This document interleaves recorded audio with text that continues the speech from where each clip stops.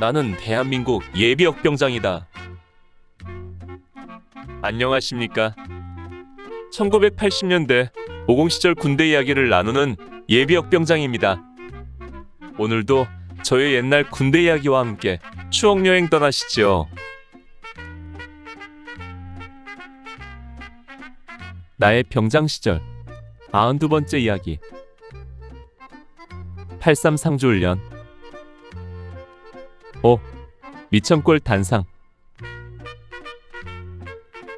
이제 이곳 양양 오대산 줄기 황일이 미천골에서의 1983년 상주훈련도 마무리돼가고 있었습니다. 내가 말년 휴가를 다녀오는 동안 이미 이곳에서의 훈련은 열흘 정도 진행되고 있었습니다.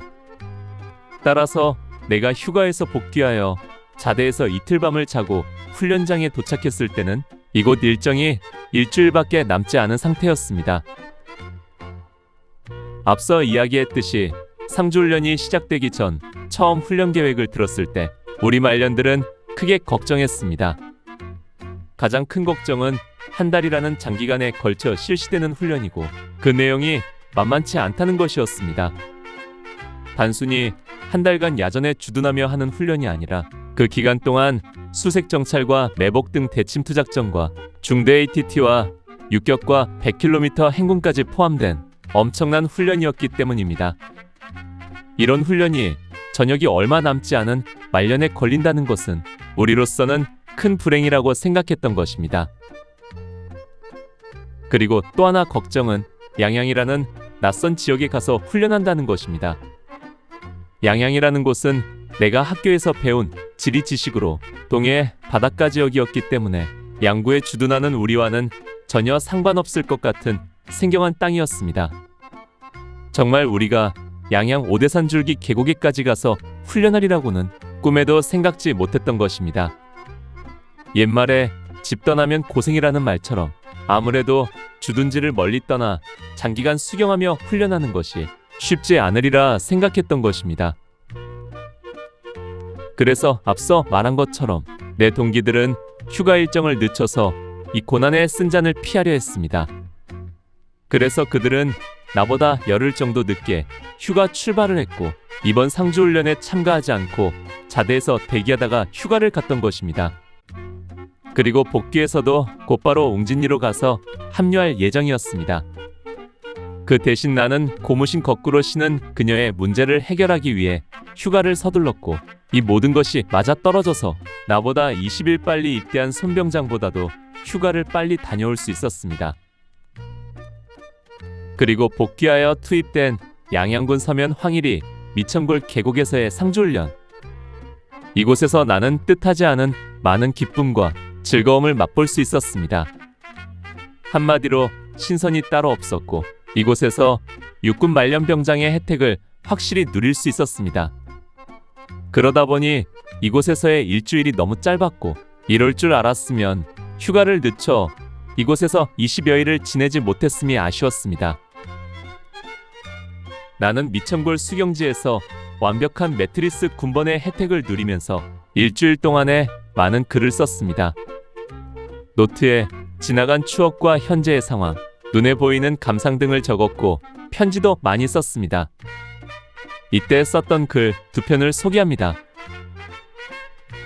훈련장 풍경이 사뭇 한가롭다.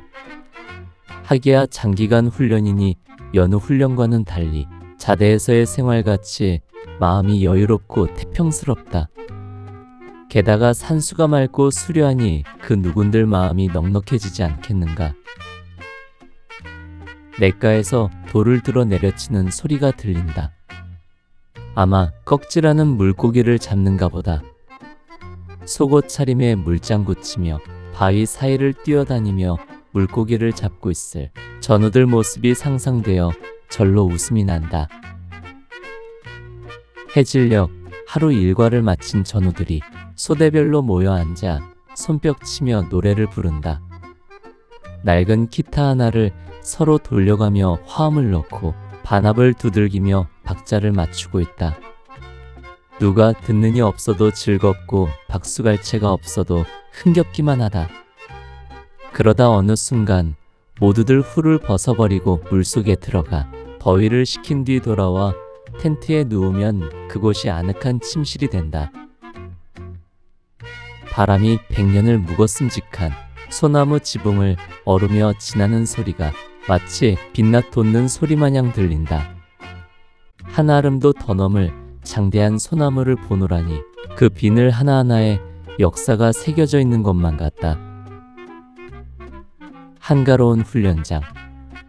우리가 비록 총든 군인이지만 이곳에서는 모든 마음 내려놓고 참된 평화를 맛보고 싶다.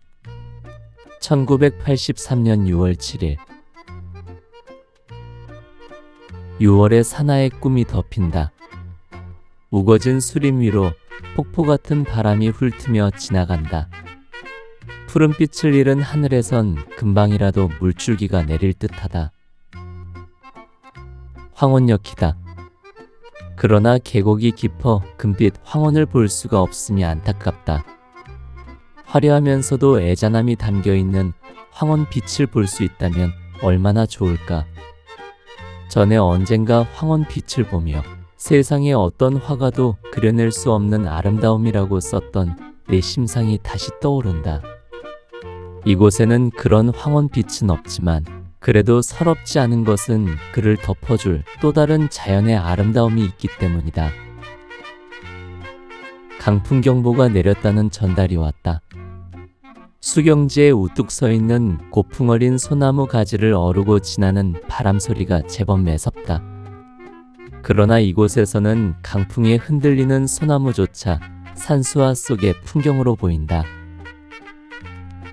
어릴 적 보았던 동양화 산수 그림 속의 소나무가 내 눈앞에 서 있고 나는 그 그림 속 신선이 되어 있다. 자연에 내어 맡긴 내 마음이 곧 신선이고 이곳이 성경이 아닌가. 1983년 6월 8일 아무튼 이곳에서 나는 또 다른 세상을 맛보았습니다. 그로 인해 뜻하지 않게 닥친 시련의 아픔을 잊으며 마음의 안온함을 찾을 수 있었습니다. 이렇듯 미천골에서의 내 군대 말년은 그동안 군 생활의 고생을 보상받는 시간들이었다고 해도 과언이 아니었습니다. 그러나 이제부터는 꿈속에서 깨어나 현실의 세계로 돌아와야 할 시간이었습니다.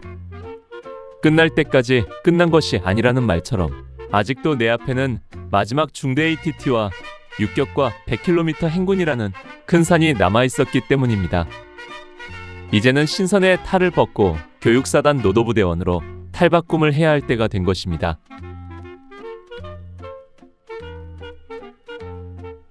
오늘 추억여행에 함께 해주셔서 감사합니다. 다음 이야기를 기대해 주시고 구독과 좋아요 부탁드립니다. 항백